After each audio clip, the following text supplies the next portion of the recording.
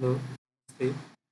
आज चाहिँ मैले प्रोग्रामरहरूलाई युज हुने एउटा टपिक VS कोडका केही एक्सटेन्सनहरू, यो चाहिँ 2021मा most used VS code extension हो। र आउनुहोस् आज VS कोड एक्सटेन्सनका बारेमा चर्चा गरौँ।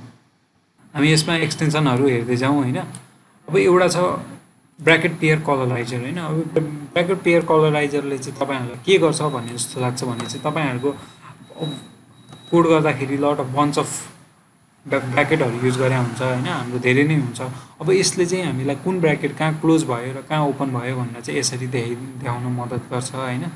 तपाईँहरूले यहाँ देखिराख्नु भएको होला। त्यही भएर यो युजमा किन चाहियो र भन्ने जस्तो हुन्छ। तर एकचोटि युज गर्न थालेपछि तपाईँहरूलाई एकदम के त्यो डिबग गरिराख्नु पर्दैन होइन। ब्र्याकेट कहिलेकाहीँ छुटेको हुनाले एरर आइरहेको हुन्छ। अनि त्यसपछि अर्को छ हाम्रो VS कोडमा होइन। अब कुन थिम युज गर्ने भन्ने हुन्छ। एउटा मेटेरियल थिम मैले चाहिँ यो प्रिफर गर्छु। तपाईँहरूलाई अर्को युज गर्न मन लाग्यो एटम युज गरिराख्नु हुन्छ भने एटम केही तपाईँको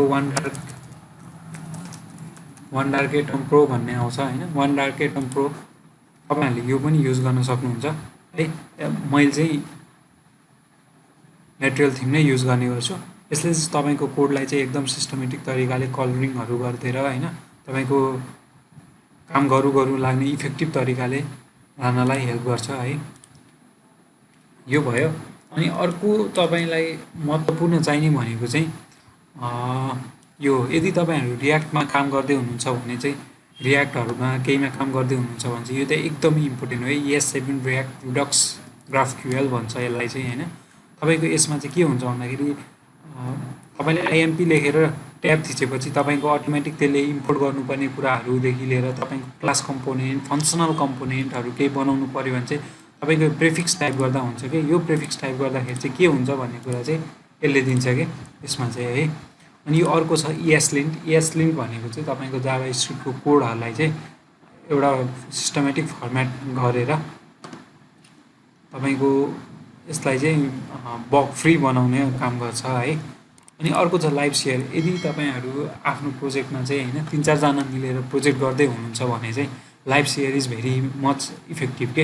अब तपाईँहरूलाई यो थाहा छैन होइन। यसमा चाहिँ तपाईँहरूले एकैचोटि 2-3जना अब कतिजना हुनुहुन्छ होइन उहाँहरूले चाहिँ एकैचोटि मिलेर गरेर होइन। अब तपाईँहरूले अझै यहाँ देख्न सक्नुहुन्छ तपाईँको यहाँ चाहिँ अब यहाँ पार्टिसिपेन्टहरू आउँछ होइन। अब कुन पार्टिसिपेन्टले कहाँ केही एडिट गर्दैछ भनेर चाहिँ ठ्याक्क हेर्न मिल्छ। त्यो चाहिँ हुन्छ है एउटा लाइभ सेयरमा। अब यो मेटेरियल थिमको कुरा मैले गरिहालेँ अघि नै। मेटेरियल थिमको हुन्छ। त्यसपछि अर्को हुन्छ यो पाथ इन्टेलिजेन्स भन्ने छ होइन। पाथ इन्टेलिजेन्सले चाहिँ तपाईँको के गर्छ भन्दाखेरि चाहिँ तपाईँले कुनै कुरा अब इम्पोर्ट गर्दै हुनुहुन्छ भने यहाँ अटोमेटिक तपाईँको पाथ चाहिँ यहाँ टाइप गर्ने बित्तिकै यहाँ देखाइदिनु थाल्छ कि। त्यसले गर्दाखेरि चाहिँ तपाईँको त्यो पाथमा चाहिँ प्रब्लम आउँदैन। पछि तपाईँले डिबग गरिराख्नु पर्दैन होइन। तपाईँले रियल टाइममै चाहिँ यहाँ पाथ मिल्ने बित्तिकै त्यसले देखाइसक्छ। त्यही भएर तपाईँलाई त्यो चाहिँ एकदमै सजिलो हुन आउँछ कि पछि।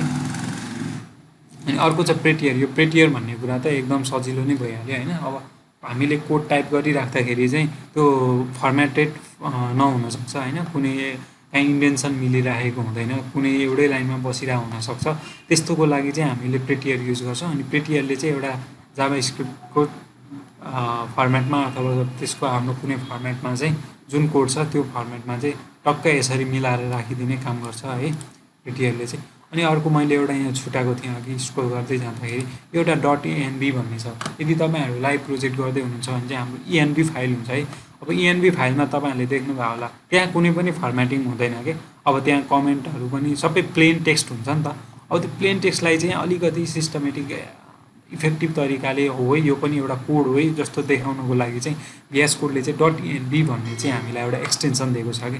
तपाईँहरूले यो युज गरेर चाहिँ एकदम VS कोडमा चाहिँ यति भनेको चाहिँ एकदम चाहिने मस्ट युज भन्छु होइन म चाहिँ। अब अर्को पनि युज गर्नुहुन्छ भने चाहिँ तपाईँहरूलाई अरू पनि छ होइन। हस् यति नै। अरू पनि VS कोडका केही एक्सटेन्सनहरूलाई चाहिँ मैले अर्को भिडियोमा एक्सप्लेन गर्नेछु। Till then keep watching and have a good day.